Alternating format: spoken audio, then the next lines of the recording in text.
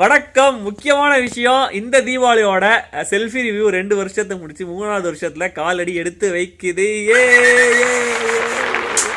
இந்த 2 வருஷம் எங்களை தொடர்ந்து சப்போர்ட் பண்ணிட்டு இருக்கிறவங்க எல்லாருக்கும் எங்களுடைய மனமார்ந்த நன்றிகள். சப்போர்ட் பண்ண போறவங்களுக்கும் எங்களுடைய நன்றிகள். 2014 வருஷம் தீபாவளி அன்னைக்கு ரிலீஸ் ஆன கத்தி படத்தோட எங்களுடைய செல்ஃபி ரிவ்யூவை ஸ்டார்ட் பண்ணோம். இந்த 2016 தீபாவளிக்கு 2 முக்கியமான படங்கள் ரிலீஸ் ஆயிருக்கு. கொடி, காஷ்மோரா. அதுல கொடி அதான் சொல்ல வரேன். கொடி ரிவ்யூ பார்க்க போறோம். அதுல வந்து அரசியல்வாதியில தனுஷ் வெள்ள சட்டை பார்க்கலாம். தூணு துப்புறாரு.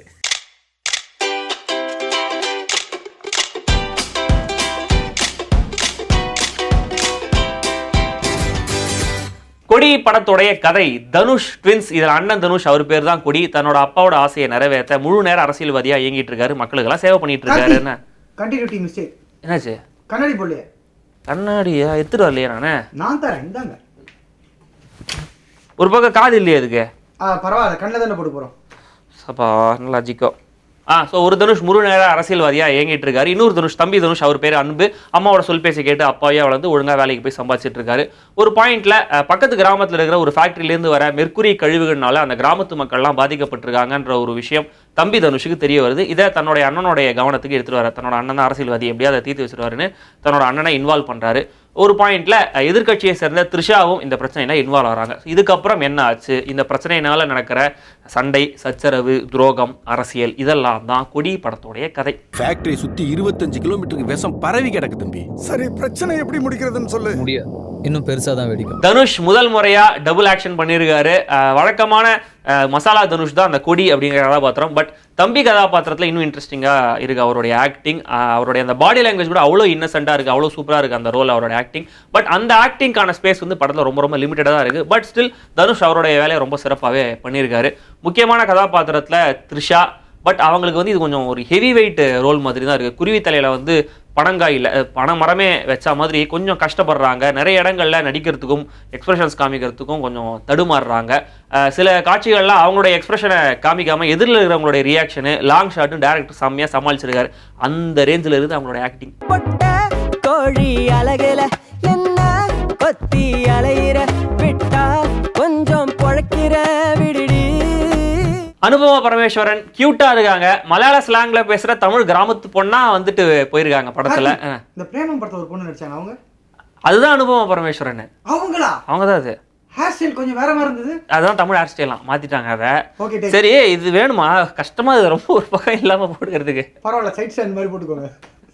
ஆண்டவா, அரசியல்வாதினா போடணும். அப்பா சரண்யா பொன்வனன் அவங்க ஒரு ரோலில் பிஹெச்டி வாங்கியிருக்காங்க இல்லையா, அந்த ரோலில் தான் இந்த படத்தில் நடிச்சிருக்காங்க. அவங்க வழக்கமான நல்ல நடிப்பை கொடுத்துட்டு போயிருக்காங்க. எஸ்ஏ சந்திரசேகர் ஆக்சுவலாக அவர் நல்லவராக கெட்டவராக இந்த படத்தில் அவருடைய ரோலை சொல்ல முடியல. பட் அவரோட ரோல் கொஞ்சம் வேஸ்ட் பண்ணிட்டாங்க அந்த கேரக்டரை அப்படின்னு தான் சொல்லணும்.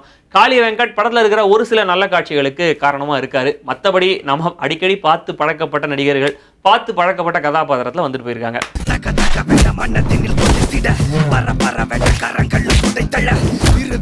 எப்பவுமே அலர்ட்டா இருக்கிறவன் தான்டா அரசியல்வாதி. சந்தோஷ் நாராயணன் இசையில கொடி பறக்குதா பாட்டும் ஏ சுழலி பாட்டும் சூப்பரா இருக்கு. ரீரிகார்டிங்ல ஓவரா சத்தம் போட்டு மிரட்டி நம்மளுடைய காதை பதம் பார்க்காம கொஞ்சம் அடக்கியே வாசிச்சிருக்காரு. வெங்கடேஷோடைய சினிமாடோகிராஃபியும் பிரகாஷோட எடிட்டிங்கும் கொடியை நல்லா பறக்க வைக்க முயற்சி பண்ணிருக்கு. மேல வரதுக்கு ஏதாவது பண்ணிக்கிட்டே இருக்கணும்.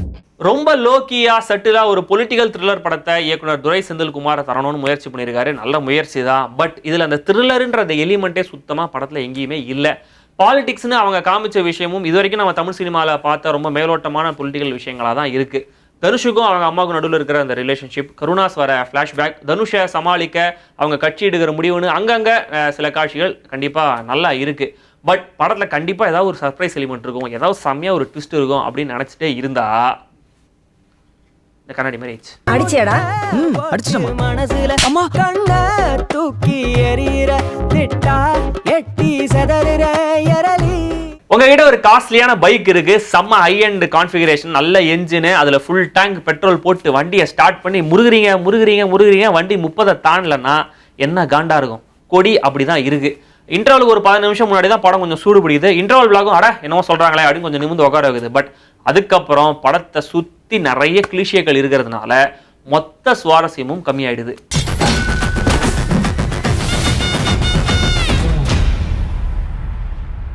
கொடி பறக்குதா? மொத்தத்துல கொடி பறக்குதா இல்லையான்னு கேட்டீங்கன்னா, கொடி ஒரு கடி அப்படின்னு சொல்ற அளவுலாம் இந்த படம் பயங்கர மொக்கப்படலாம் இல்லை. ஆனா சூப்பர் படம்னு சொல்ல முடியல. வேணா தொடரி தங்க மகனுக்கு இந்த படம் கொஞ்சம் பரவாயில்ல அப்படின்னு சொல்லலாம். வந்தது, வாழ்ந்தது, செஞ்சது, சேர்த்ததுங்கிறத விட நமக்கு அப்புறம் எது நின்னதுங்கிறதாண்டா மேட்ரு. கொடி படத்துடைய காலம் வந்து கோயம்புத்தூர் அந்த சுத்து வட்டாரங்களை தான் அமைச்சிருக்காங்க. ஆனா படத்துல மருந்துக்கு கூட யாரும் அந்த கோயம்புத்தூர் லோக்கல்ஸ்லாக பேசவே இல்லை. ஆனா இன்டர்நேஷனல் ரேஞ்சுக்கு பாலிடிக்ஸ் வந்து டீல் பண்ணிட்டாங்க படத்துல. ஆமா, தெரியாது எப்படி கவனிக்கல நீங்க? அதனால அந்த படத்துல வந்து கதையில 2 கட்சி இருக்கு அந்த ஊர்ல. ஜனநாயக கட்சி, குடியரசு கட்சி, டெமோக்ராட்ஸ், ரிப்பப்ளிகன்ஸ். அவ்வளவுதான். அப்ப த்ரிஷா தான் ஹிலாரியா? இதெல்லாம் வேணாம், யூ ஷட் அப். இதெல்லாம் நான் பேச விரும்பல. ஆக்சுவலா நீ காதல கத்திரிக்காய் என்ன கத்திரிக்காய் விட்டுருங்க. கொடி பறக்குதா இல்லையா? அதான் கடைசியில் சொன்னேன், அந்த மொத்தத்துல ஒரு கட்டில சொன்னேன் என்ன அப்படின்ட்டு. நான் தூங்கிட்டேன். இங்கேயும் தூங்கிட்டீங்களா? கொடி பறக்குதா இல்லையான்னு கேட்டீங்கன்னா, ஆக்சுவலா கொடி பறக்கணும்னா ஒரு முக்கியமான மேட்டர் வேணும். வாட்? காத்து காத்து காத்துக்கு நான் எங்கடா போவேன்?